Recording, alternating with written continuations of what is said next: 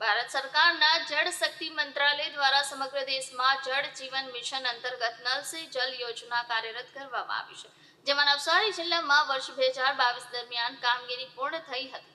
પરંતુ સમગ્ર ભારતમાં જળ મહોત્સવથી નલ સે જલ યોજના અંતર્ગત સુજલામ શક્તિ અને જળ અર્પણ કાર્યક્રમ ગામનો ઉત્સવ દેશના મહોત્સવના ભાવ સાથે શરૂ કરવામાં આવ્યો છે, જેનો પ્રારંભ નવસારી જિલ્લાના ગણદેવી તાલુકાના રહેજ ગામની પાણી યોજના કેન્દ્રીય જળ શક્તિ મંત્રી સી.આર. પાટીલના હસ્તે અર્પિત કરી કરવામાં આવ્યો હતો.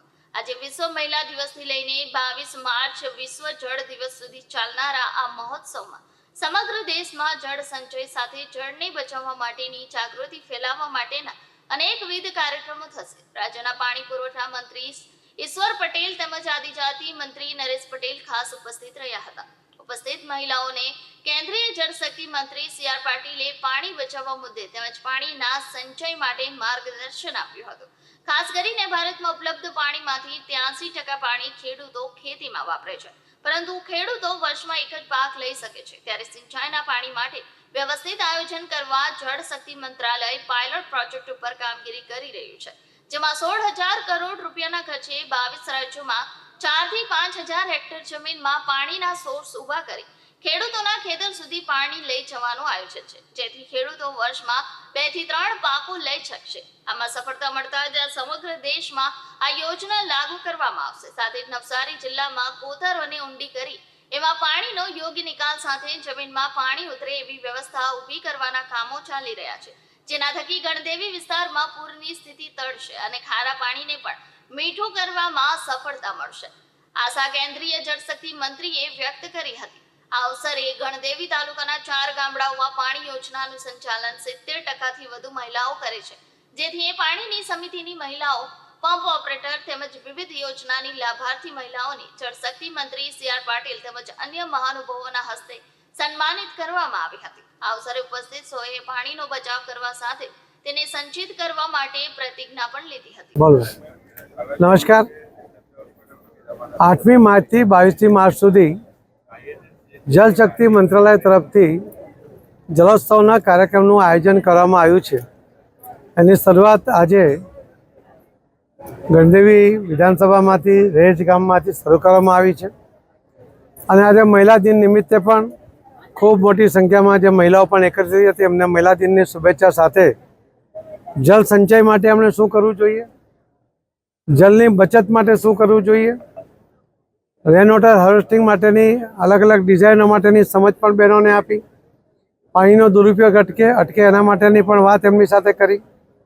માનનીય પ્રધાનમંત્રી શ્રી નરેન્દ્ર મોદી સાહેબ દ્વારા બહેનો માટેની યોજના સ્વચ્છતા કે જેમાં 12 કરોડ ટોયલેટ બનાવવામાં આવ્યા અને જલ જીવન મિશનની અંદર પણ આખા દેશમાં 16 કરોડ જેટલા નળથી જલ ઘરમાં આપવામાં આવ્યા છે અને બાકીના ઘરોમાં પણ 2028 સુધીમાં દરેકને પાણી આપવા માટેની યોજનાની પણ માહિતી આપી. ગુજરાત સૌથી આગળ રહ્યું છે, ખૂબ સારી ક્વોલિટી સાથે કામ થયું છે. માનનીય મુખ્યમંત્રી શ્રી ભૂપેન્દ્રભાઈ પટેલ એમના દ્વારા પણ જળ સંચય માટેની બધા જ કલેક્ટરો સાથેની મિટિંગમાં લગભગ 4,000 કરોડ રૂપિયા એમના ગયા 20 તારીખે બાકી હતા. એ રોજ 1,000 કરોડ રૂપિયા, રોજ 100 કરોડ રૂપિયા વાપરે તો પણ 40 દિવસમાં 4,000 કરોડ રૂપિયા વાપરી શકાય એ પ્રકારની એ આખી વ્યવસ્થા અમને મુખ્યમંત્રીશ્રીએ પણ કરી છે. મને વિશ્વાસ છે કે જે રીતે જનજાગૃતિ ફેલાઈ છે એના દ્વારા અધિકારીઓની મહેનત છે, પદાધિકારીઓની મહેનત છે, અમારા મંત્રીશ્રી નરેશભાઈ અને મંત્રીશ્રી ઈશ્વરભાઈ પટેલ કે જેમની સાથે પણ જળ સંપત્તિ વિભાગ છે એ પણ જે રીતે આ યોજનાને આગળ વધારવાનો સફળ પ્રયત્ન કરે છે એના કારણે પણ ખૂબ સારી જાગૃતિ આવી છે. એમકેડના એક પ્રોજેક્ટ દ્વારા માનનીય મુખ્યમંત્રી અને પ્રધાનમંત્રી શ્રી મોદી સાહેબે લગભગ 22 રાજ્યોની અંદર આ પાયલોટ પ્રોજેક્ટ હમણાં શરૂ કર્યો છે અને આવનારા 6 મહિનામાં પૂરો થશે. એના કારણે ખેડૂતોને ફાયદો થશે, ખેડૂતોની આવક બમણી થશે, એ 2 પાક લઈ શકશે. એ પ્રકારની પણ યોજનાની માહિતી આજે અહીંયા આપવામાં આવી છે. આવનારા દિવસોમાં 31 મે સુધીમાં જ નવસારી સંસદીય મત વિસ્તારની અંદરના દરેક ગામના જેટલા ખેડૂતો છે એ ખેડૂતો પોતાના ખેતરમાં ઓછામાં ઓછું એક સ્ટ્રક્ચર બનાવે, એમાં એમને સાધનો સાથેની મદદ કરવા માટેની પણ વ્યવસ્થા અહીંયા ઊભી કરી છે. આખા દેશમાં પહેલો નંબર ગુજરાત અને ગુજરાતમાં પણ નવસારી જિલ્લો કે નવસારી સંસદીય મત વિસ્તાર આવે એવો અમારો પ્રયત્ન છે. આપ સૌના માધ્યમથી હું બધાને કહીશ કે પાણી જાળવવું, પાણીનો ગેરવપરાશ અટકાવવો એ પણ ખૂબ મોટી જવાબદારી આપણી છે. એનાથી પણ ખૂબ મોટો ફાયદો થશે. અમે પ્રાથમિક શાળાના બાળકોને પણ આ જળ સંચય માટેની ટેવ હમણાંથી પડે એના માટે નોટબુકની અંદર પણ 4 પેજ છાપીને એમાં નાખીને જોડીને આપ્યા છે. એના કારણે બાળકોના પણ અવેરનેસ આવશે એવો અમને વિશ્વાસ છે. અને જે રીતે પાણીની તકલીફ હતી નવસારી જિલ્લામાં, આજે પાણીની તકલીફ ઘણી બધી દૂર થઈ છે.